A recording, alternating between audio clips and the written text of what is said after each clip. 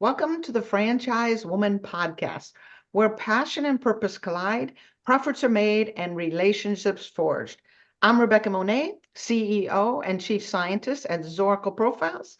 I'm here with my co-host, community advocate, speaker, author, and entrepreneur, Tracy Kawa. Tracy, who's our guest today? She is rock star Debbie Roxarzade. Ooh, rock star Roxarzade. I love it. So, Debbie has been a leader in the restaurant industry for more than 20 years. In 2014, Debbie was a recipient of the Women Who Mean Business Award presented by Las Vegas Business Press. And in 2016, she was named one of the women to watch by Nevada Business Magazine. She has also been honored by My Vegas Magazine as one of the top 100 Women of the Year 4 years running. After the great success and notoriety of what were ultimately 7 restaurants in Los Angeles, Debbie decided to relocate to the newest culinary capital of the world, Las Vegas, home to more celebrity chefs than possibly anywhere else in the world. Debbie couldn't have picked a better location for her latest venture. Named after her daughter, the first Rachel's Kitchen was opened in 2006, a quaint cafe featuring delicious and reasonably priced bistro fare. Welcome aboard, Deb. I'm so glad you could show up. Thank you so much. Thanks for having me. Debbie, it's nice to see you here today. So you named your restaurant after your daughter. What is the backstory behind all of that? Well, like Rebecca said, I mean, I moved from LA having multiple locations and moved to Vegas. And when I moved to Vegas, I brought with me all my tried and true recipes and kind of started out small here. And my daughter Rachel at the time was 2. So my world was centered around her, It's like, love my girl, love my girl. So when I wanted to name the restaurant, it just sort of was, hey, I'm going to name it after her, and that's how it evolved. I don't know that it was any kind of real, probably didn't have as much thought into it at the time as where it's grown and developed to now, but it seems to have worked. So How old is she? How old is she now, Debbie? 20. 20 years old. What does she think about a restaurant with her name on it? Does she ever say anything? She's a humble girl. So sometimes, she's like, oh, I don't know about that. And then other times I see her like snickering when people are like, oh, you're Rachel from Rachel's Kitchen. So I think she has mixed emotions, I would say. Is she involved in the business at all? She's helped out. So she's worked at some of the locations like on, summer break and whatnot, and kind of helped at our corporate office on and off, helping me with spreadsheets and whatnot. He was really more focused and kind of interested in the business, just the restaurant business in general, as my son, who was born a couple of years after I named it after her. I was actually pregnant with him when the concept opened. So he's more interested in the business. So we'll see where it goes as they become more adults. Yeah. So it's clear you've won all these awards, you've built restaurants, you come to Vegas, you're taking Vegas by storm. So this world of hospitality, this world of restauranting is not an easy world. So what inspired you to get into the world of restauranting? I always loved cooking and entertaining and, being hospitable. And my first location, I had a opportunity to open up a very small coffee shop that had like a gift shop component and coffees and teas and very few little food items. And that grew and developed into more food items and less gifts and stuff. And eventually the gift area became like storage for food. And that's kind of how I grew and developed. Like, like I said earlier, I don't have a culinary degree. I'm not a chef. I don't claim to be a chef. So it's grown by experience and with great, customers that have given us good feedback on things that we've made, and it's kind of grown and developed from there and with my team. And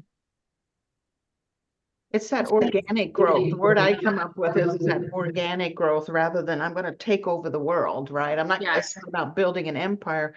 That you just loved what you had and it grew kind of naturally from the sounds of it. Tracy, I know I interrupted you. Sorry, I just had to. No, it's all good. I was wondering like where that element of giving back to the community entered along the way, or was it always there for you? I think it's grown through the years, you know, and I think as the brand has grown, it's grown more. And I've always, you know, kind of wanted to give back. Like as an adult, I just feel like I'm privileged, you know, my family's privileged, you know, my kids are privileged, but there's a lot of people out there that aren't, you know, and we take stuff for granted, and it's nice to know that we can give back in big ways, little ways, whatever it may be. And through the years of having the restaurant, we have, you know, different organizations that'll come in and ask for whether it's a gift card or a donation, you know, to feed a party or feed a group or feed their board members or, you know, whatever it may be. And we've always tried our best to be involved in that. And I think just being part of the community has been very rewarding for me, and the community's been good to us as well. So a few years ago, we opened up what we call Friends of Rachel. So it's a website that people can go to, organizations or foundations can go to and ask for different charity requests. And they'll ask for anything from, you know, can you donate X amount of sandwiches, or can you, you know, do a monetary donation, or can you give us gift cards, or can you do this, or can you do that? So that's kind of grown and grown for us, and it's been nice. And, you know, we've dealt with really large things and we've dealt with very small things. And it's just very rewarding. Like, you know, something interesting that we just got, you know, just talking of this, like last week, we had a school that reached out to us because they're doing something with potatoes for an event. And they're like, we're looking for a sponsor to sponsor potatoes, but we know you have, you know, sweet potato fries. So we thought that would be a healthier way. Can you donate sweet potato fries for our 100 middle school students to do this like science experiment? I'm like, sure, that's fine. You know, send us a picture. So it's, you know, it's just a range of stuff. So That's That great. is so much fun. I love it.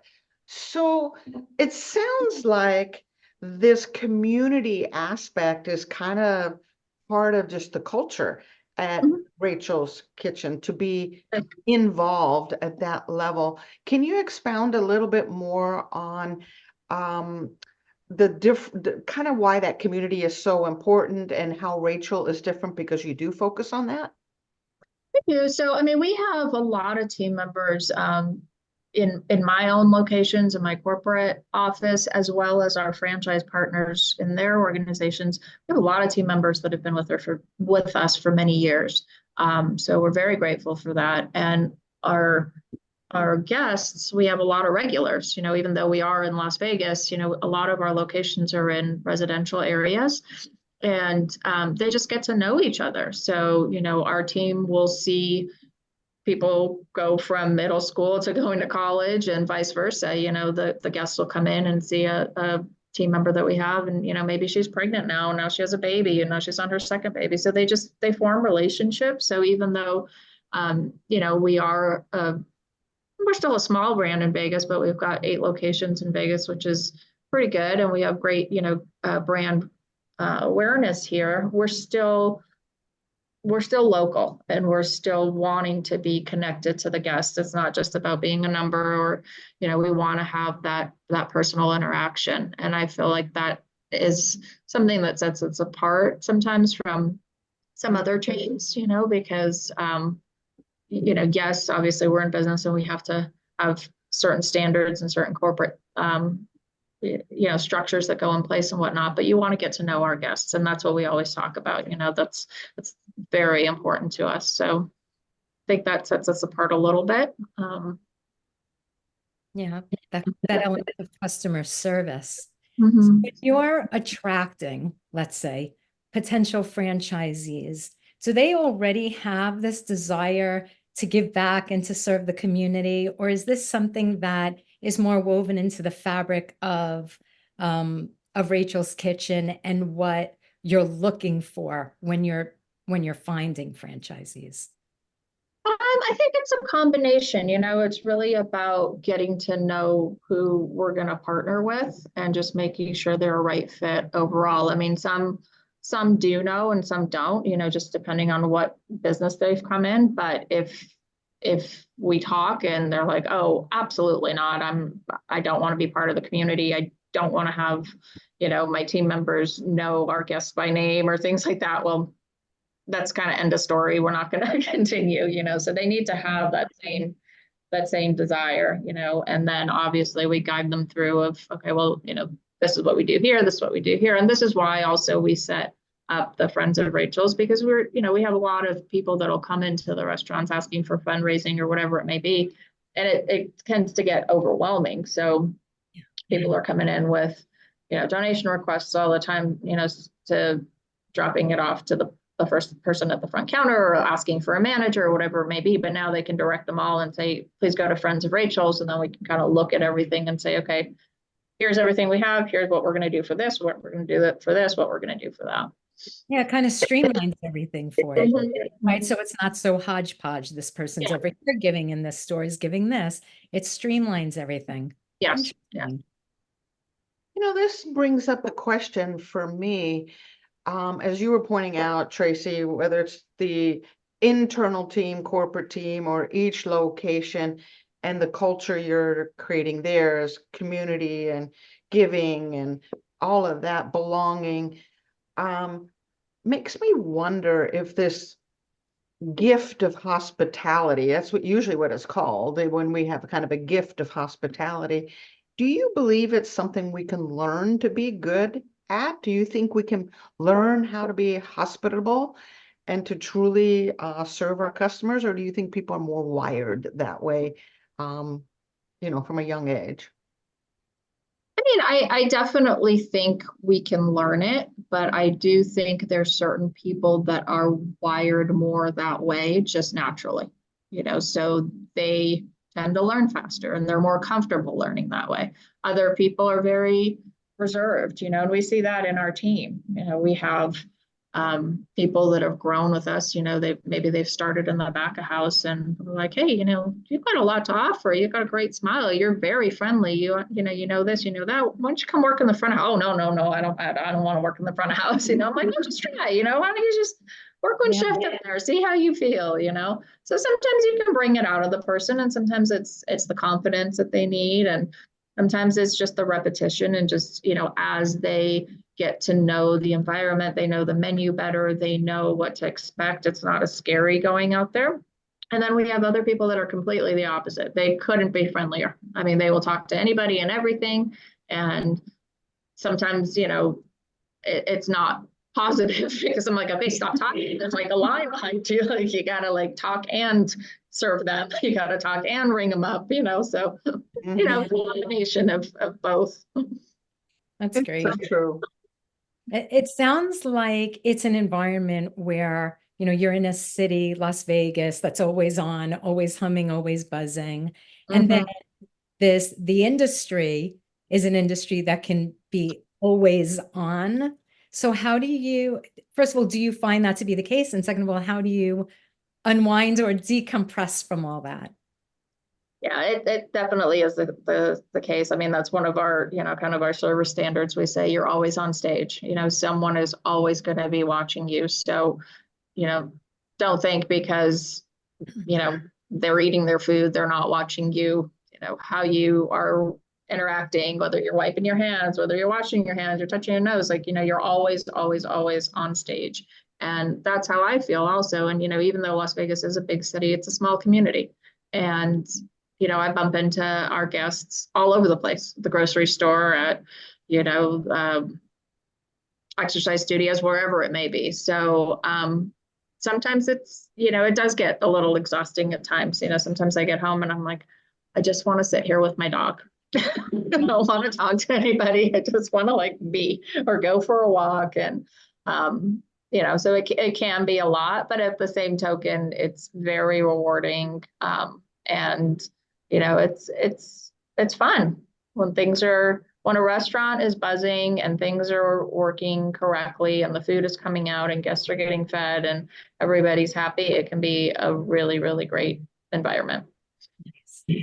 The old saying, food is love, or to get to your man's heart, you go through the stomach. That whole idea, and honestly, I really believe a lot of that sharing food, cooking food, all of that is a form of connecting, right? That we don't get in other ways. I think it does create a bond.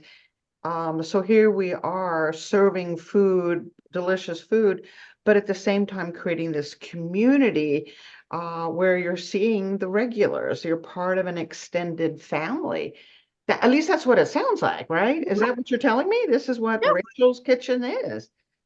Not obviously not 100% of that, right? But even if each location has like a small component of that, that's what we pride ourselves on. And that's what we have. I mean, we have guests that we have our what we call the Rachel's Kitchen Preferred Guest Program, which is our rewards program. And we have guests on there that come to Rachel's multiple times a week. And they have been for years. And that says a lot because obviously, thankfully, yes, they're happy, with their food and whatnot, but they must be happy with the service as well. They must, and generally they'll go back to the same location and, order a combination of the same things. And we send feedback forms and we are constantly getting, love the service here. I love Jill, who's working at this location. So excited to see her, thriving and doing this, always great service. And that type of stuff makes me so happy. So it makes me feel like, okay, we're doing well. Oh, sounds like you have very loyal customers. So speaking of loyalty, my favorite subject, let's talk about your dog. What kind of dog do you have? I have two. So I have one, she's a Chiweenie, so she's a Chihuahua and a Dachshund mix. Weenie, I love the name. So cute. I know, so cute. She was a rescue, so we didn't really know what she was going to be, but she was just absolutely adorable when we got her. And she's the sweetest. She's sort of bipolar, unfortunately. Like she's so sweet and nice to us, but God forbid somebody walks by the window. She's like, she thinks she's like Houdini and she's gonna go get them. But she's very sweet to our family, and we've had her now for 11 years. So she's a sweetheart. And then about 2 years ago, we got a King Charles Spaniel, and she's the sweetest. So cute. And they get along. The two dogs get along. They do. I mean, we were a little bit concerned how our Chiweenie would react because she's very territorial.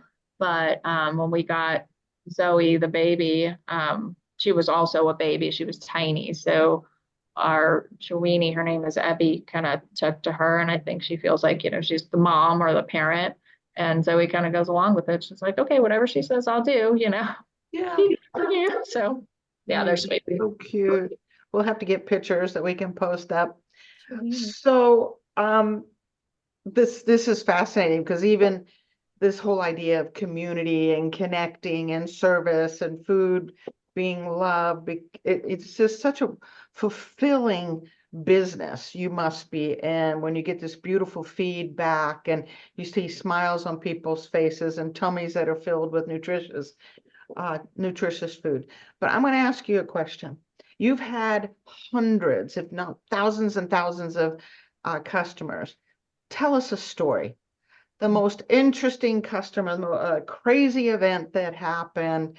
Tell us a story about one of your customers or a couple of your customers. Once upon a time. So I'll tell you something that actually just comes to mind right now. So we recently opened a new location. And I was behind the counter, as we were getting open, or actually we were open. It was kind of our soft opening. And this woman comes in with two little kids. One is probably 2 and the other one's a baby, like she's holding the baby. So I'm like, oh, your kids are so cute. Well, is this your first time in? And she's like, well, it's my first time here, but I've been coming to Rachel's for years. So I'm like, oh my goodness, thank you so much. And she's like, yeah, you probably don't remember me, but I've been coming to you since I was in middle school.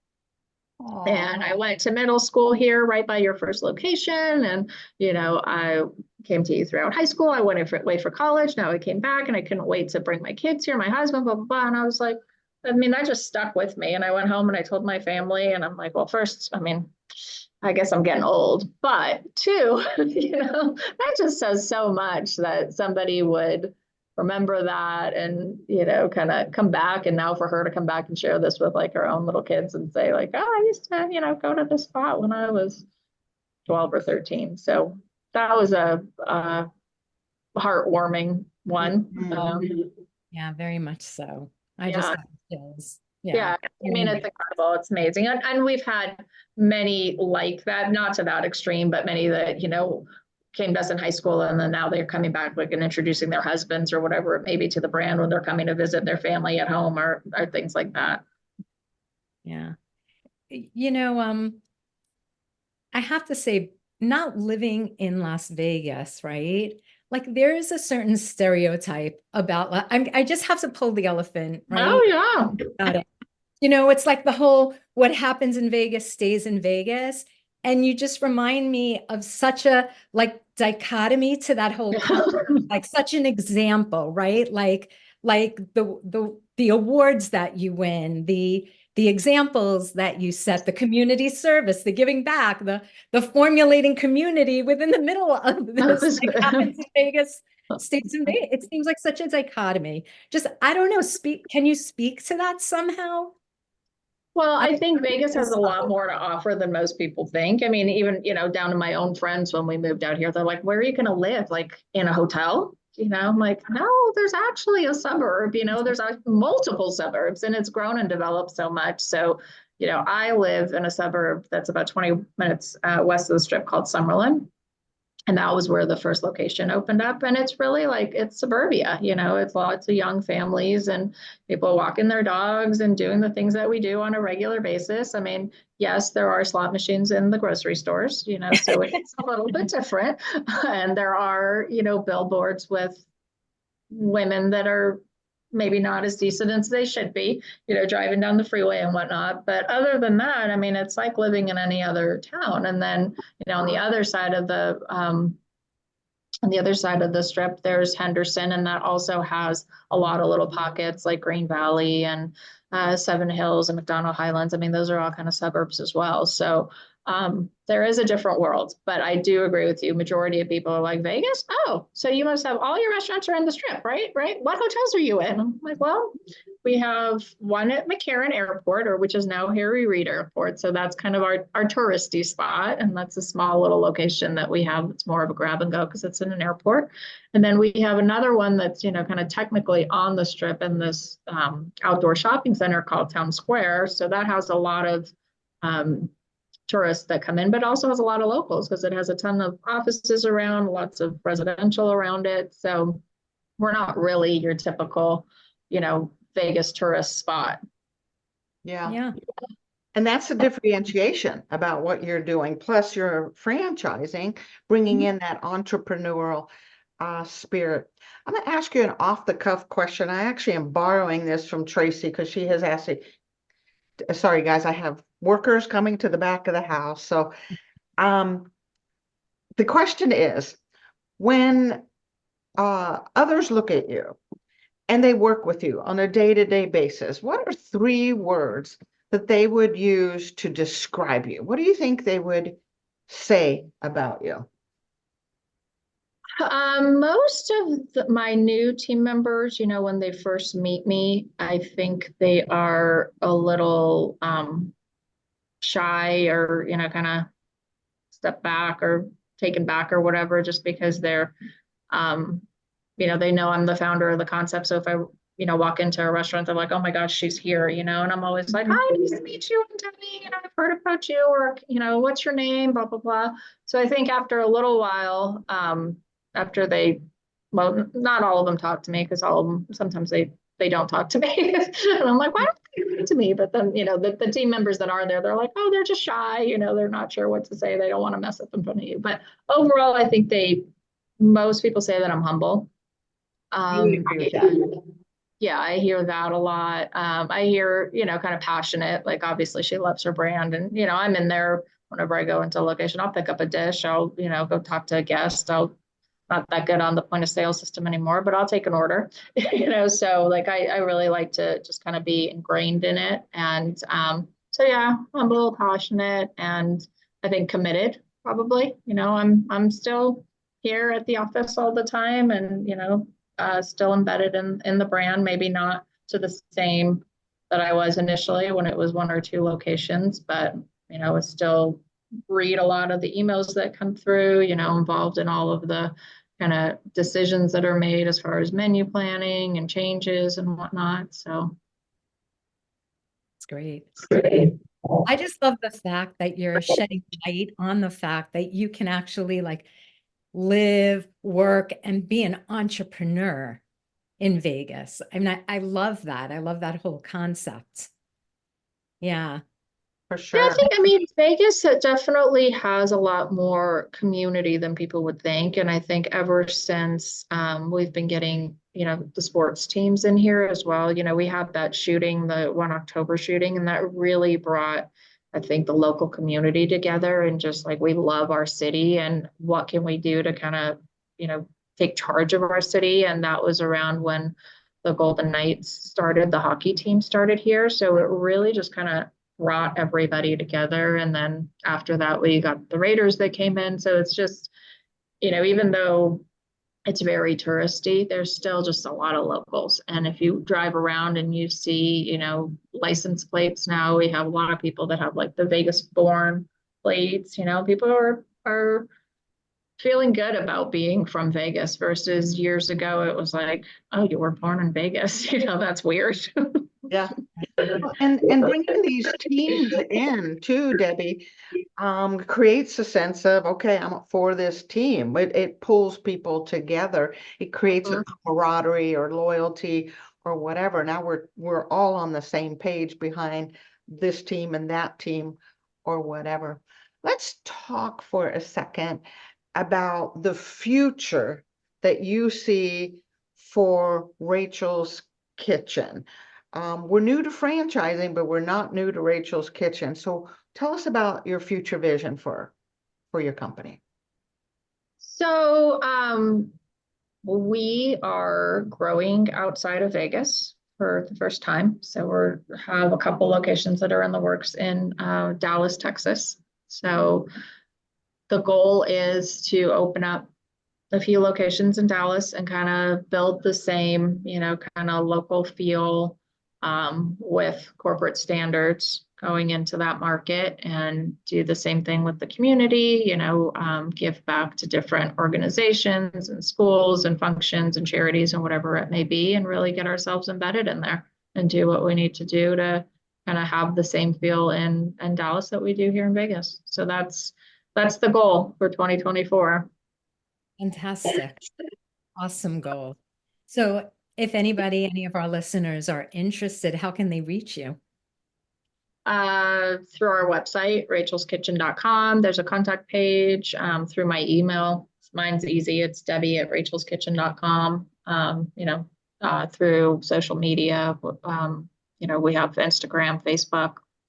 They can find me or they can find the office or whatever it may be, but yeah. Nice.